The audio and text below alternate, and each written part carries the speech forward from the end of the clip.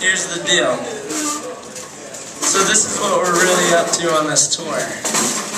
We're collecting voices. I've been talking a little bit about confronting your fear and knowing your value and learning how to speak out. And so there's this issue that found me when I was 18 years old as a freshman at the Tyler School of Art in Philadelphia, Pennsylvania.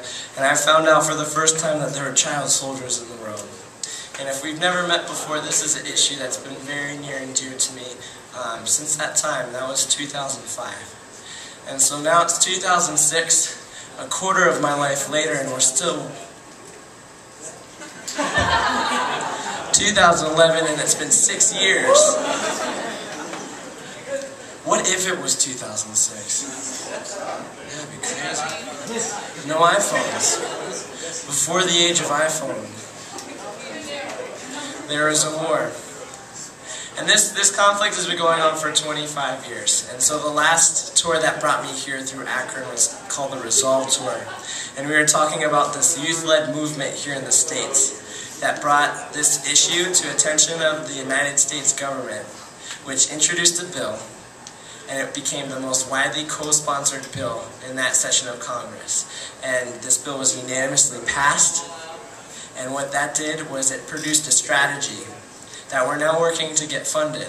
And so we spent 10 weeks, just earlier this year, talking about this issue and how the youth of America had something to say about what our government was going to do about these child soldiers that had been abducted, about their families, the hundreds of thousands that had been displaced over the course of 25 years, and how that's amazing because we are probably, as far as politics go, the most undervalued group of the American population, people under 30. They don't think about us, yet we had our say when we were trying to help out some kids. And so right now, we're talking about this nonprofit called the Voice Project. We met them on the course of that Resolve tour this past spring. And we met a man named Hunter, and he started this nonprofit.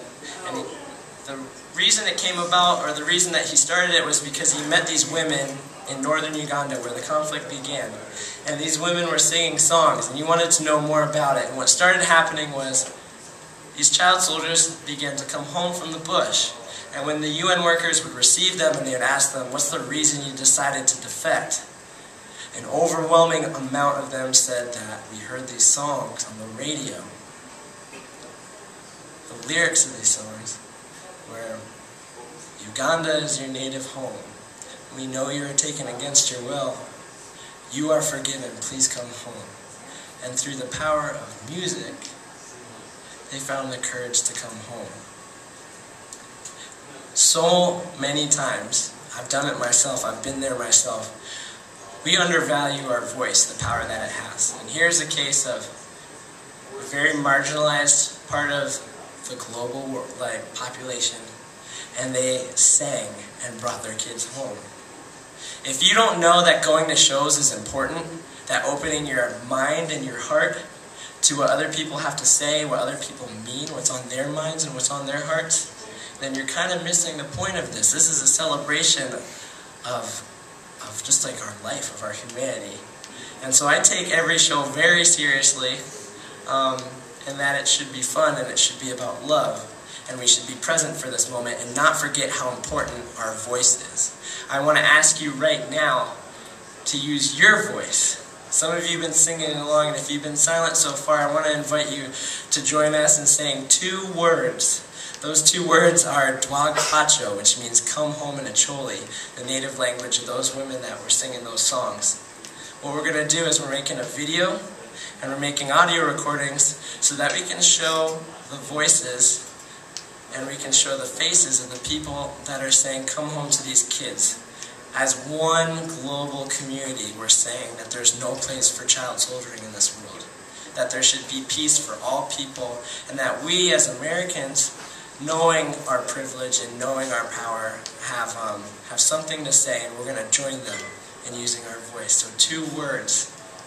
And we're going to take the video and the recordings of the voices, and we're going to play them for those folks, and we're going to play it over the radio so that your voices will be heard right alongside of those women calling those children home. that is the power of your voice, and it works. Don't you ever forget it.